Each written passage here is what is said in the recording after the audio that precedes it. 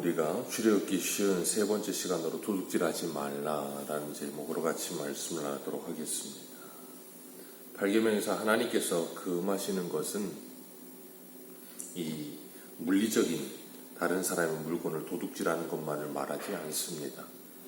하이델베르 교리문답에서는 이렇게 대답을 하고 있어요. 하나님께서 국가가 법으로 처벌하는 도둑질과 강도질만을 금하시는 것이 아니고 이웃의 소유를 자기의 것을 삼으려고 시도하는 모든 속임수와 관계를 도둑질이라고 말씀하십니다. 이런 것들은 폭력으로 혹은 합법성을 가장하고서 일어날 수 있는데 곧 거짓 저울이나 자나, 돼, 불량품, 위조화폐나 고리대금과 같은 일, 기타 하나님께서 금하신 일들입니다. 하나님께서는 또한 모든 탐욕을 금하시고 그의 선물들이 조금이라도 잘못 사용되거나 낭비되는 것을 금하십니다. 라고 말씀하고 있어요. 그리고 하나님께서 도둑질하지 말라 하시는 계명에서 우리에게 적극적으로 요구하시는 것이 이것인데, 내가 할 수 있고 해도 좋은 경우에도 나의 이웃의 유익을 증진시키며 내가 남에게 대접을 받고 싶은 대로 이웃에게 행하고 더 나아가 어려운 가운데 있는 가난한 사람을 도울 수 있도록 성실하게 일해야 한다라고 하이델베르 교리문답은 우리에게 답하고 있습니다. 그러니까 도둑질하지 말라 하는 계명은 소극적으로는 우리가 다른 사람에게 손해를 끼치지 않는 것, 그것이 소극적인 도둑질하지 말라는 계명이고, 적극적으로는 이웃에게 덕이 되고 그리고 가난한 이웃을 돕는 일에까지 나아가는 일. 다시 바꿔 말하면 도둑질하지 말라는 말씀은 내 이웃을 사랑하라는 말씀 속에 내포되어 있는 말씀인 거예요.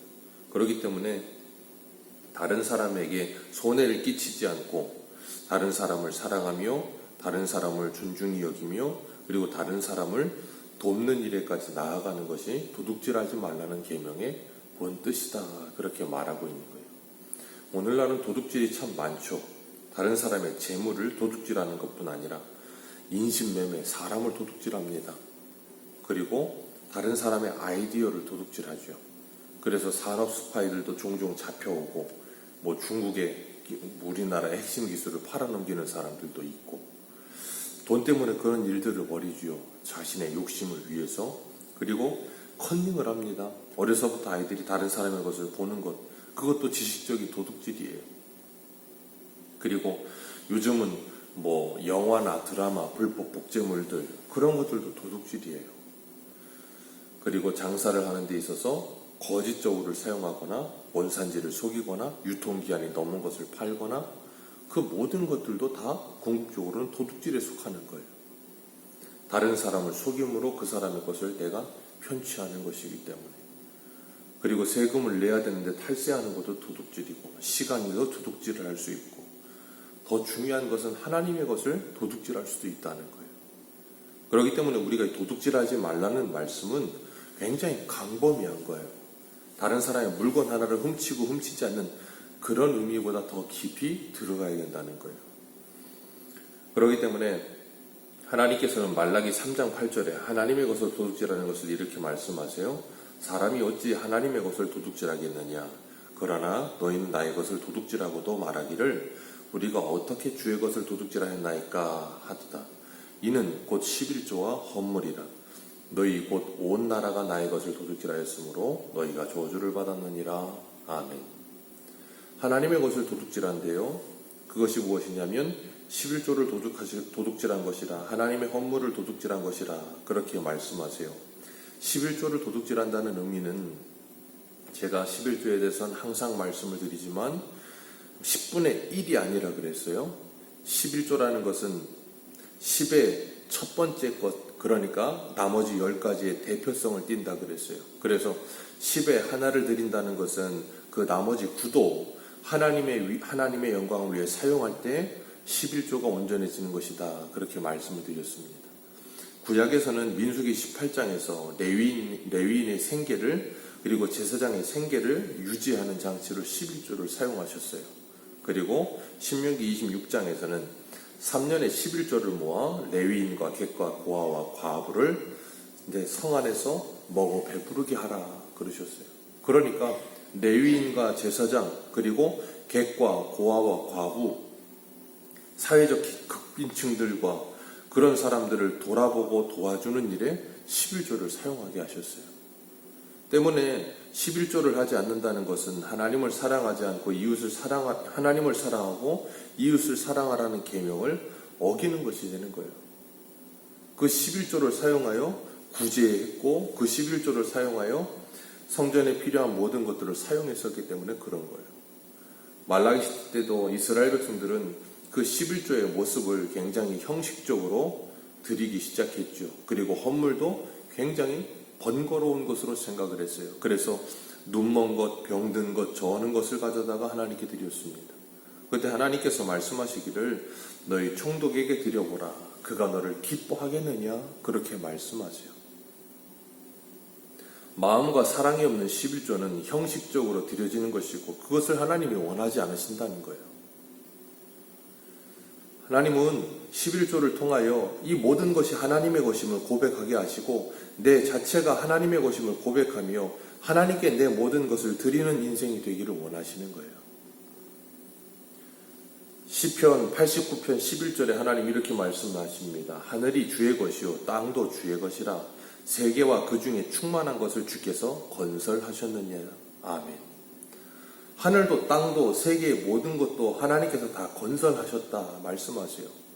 호세아 이 학개서에는 금도 내 것이요 은도 내 것이라 하나님 말씀하세요. 이 모든 것은 다 하나님의 것입니다. 우리가 그것을 진정으로 우리의 삶 속에 인정하는 삶을 살고 있느냐 하는 거예요. 그것을 인정하며 살고 있지 않다면 그럼 우리는 하나님의 것을 도둑질하며 살고 있는 거예요. 물질뿐 아닙니다. 시간도, 우리에게 주어진 시간도 하나님의 것이에요. 내 자체가 하나님께서 값주고 산 것이 되었기 때문에 우리는 하나님께서 우리에게 내 자신을 맡긴 하나님의 청지기로서 삶을 살아야 되는 거예요. 그러니까 우리의 삶, 인생 전체가 하나님의 것임을 인정하며 하루하루를 살아가는 모습이 있어야 우리는 하나님의 것을 도둑질하지 않는 거예요. 그건 단편 11조, 그러니까 물질의 부분에만 말씀하고 있는 국한된 게 아니에요. 우리의 인생 전체가 하나님의 것으로 드려졌음을 인정하는 삶을 살아야 되는 거예요. 그렇기 때문에 우리가 청지기적인 신앙을 가지고 살면 욕심 부리지 않게 되고 다른 사람의 것을 탐하려 하지 않게 됩니다. 왜냐하면 내 것이 아니니까요. 하나님의 것이니까요. 디모데전서 6장 7절에 이렇게 말씀하세요. 우리가 세상에 아무것도 가지고 온 것이 없음에 또한 아무것도 가지고 가지 못하리니 우리가 먹을 것과 입을 것이 있은즉 족한 줄로 알 것이니라. 아멘. 하나님이 주신 것으로 만족하고 자족하며 감사하는 거예요. 우리가 이 소유라는 것, 내 것이라는 소유욕에 휩싸이기 때문에 다른 사람의 것을 가져오는 겁니다. 저 사람 것도 내 것도 모두 다 하나님의 것이라는 것이 인정이 되면 그 사람의 것을 가져오려 하지 않아요. 왜냐하면 그것도 하나님의 것이고 내 것도 하나님의 것이고 우리 모두가 하나님의 것이니까. 하나님이 맡기신 대로 우리가 감사함으로 하나님께 영광 돌리기만 하면 되는 거예요. 디모데전서 6장 10절에는 이렇게 말씀하세요. 돈을 사랑함이 일만하게 뿌리가 되나니. 돈을 사랑하고 욕심을 내는 인간의 그 마음 때문에 인간은 뭐예요? 사망에 이르게 되죠. 욕심이 잉태한 즉 죄를 낳고 죄가 장성한 즉 사망을 낳느니라. 이 땅에서 우리에게 물질을 주신 분도 하나님이라는 것을, 그리고 인생을 우리에게 허락하신 것도 하나님이라는 것을 우리가 인정하는 것, 거기에서부터 우리의 신앙은 출발해야 돼요. 그래서 바울은 빌립보서 4장 11절과 12절에 이렇게 말하죠. 내가 비천에 처할 줄도 알고 풍부에 처할 줄도 알고 모든 일에 배부르며 배고픔과 풍부와 궁핍에도 일체의 비결을 배웠노라. 내게 능력 주시는 자 안에서 내가 모든 것을 할 수 있느니라. 아멘. 도둑질이라고 하는 것은 하나님이 맡기신 것을 인정하지 않고 감사하지 않기에 도둑질을 하게 되는 것이고 욕심을 내게 되는 것이고, 그래서 에베소서 4장 28절은 이렇게 말해요. 도둑질하는 자는 다시 도둑질하지 말고 돌이켜 빈궁한 자에게 구제할 것이 있기 위하여 제 손으로 수고하여 선한 일을 하라. 이게 8계명의 궁극적인 의미예요. 도둑질하는 사람은 이제 도둑질을 하지 말고 우리는 대부분 거기까지 했으면 나는 도둑질하지 않았다 그걸로 끝내려고 해요. 그런데 하나님은 돌이켜 빈궁한 자에게 구제할 것이 있기 위하여 내 손으로 수고하여 선을 행하라. 그것이 도둑질하지 말라의 적극적인 계명인 거예요. 그러니까 그건 다시 바꿔 말하면 뭐예요? 이웃을 사랑하라 그 말씀하시는 거예요. 그렇기 때문에 우리가 하나님께서 8계명에서 우리에게 주신 이 계명을 지키는 삶을 살아간다는 것은 이웃을 사랑함으로 이웃에게 선을 행하며 이웃에게 나누기를 기뻐하며 그렇게 살아가는 것이 하나님이 우리에게 요구하시는 본 뜻인 거예요. 그래서 잠언 22장 9절에는 선한 눈을 가진 자는 복을 받으리니 이는 양식을 가난한 자에게 줌이니라. 아멘. 선한 눈을 가진 사람, 다른 사람의 아픔과 다른 사람의 모자람과 다른 사람의 연약함을 볼 수 있는 눈을 가진 사람, 그들을 선한 눈을 가진 사람이라 말을 하고 그들은 복을 받으리라 그렇게 말씀하십니다. 하나님께서 오늘도 우리에게 8계명을 주시면서 도둑질하지 말라 그러셨어요. 다른 사람에게 피해를 끼치고 손해를 끼치는 것뿐 아니라 그들에게 덕이 되고 선을 행하고 그들을 도울 수 있는 마음을 가지는 자리까지 나아가는 것, 그것이 우리에게 요구하신 8계명이라는 것을 기억하실 수 있게 되기를 바랍니다. 그리고 8계명을 깊이 묵상하세요. 그냥 다른 사람의 물건 하나 훔쳐놓은 게 문제가 아니고 우리의 삶의 전반적인 모든 부분에 있어서 내가 하나님의 것을 도둑질하며 살고 있지는 않았나? 물질, 시간, 내 생명, 나와의 관계된 모든 것들 내가 정말 청지기로서 살고 있는가? 다시 한번 돌아보며 오늘도 하나님의 영광을 위해 사는 저와 여러분들 되시기를 축복합니다. 기도하겠습니다.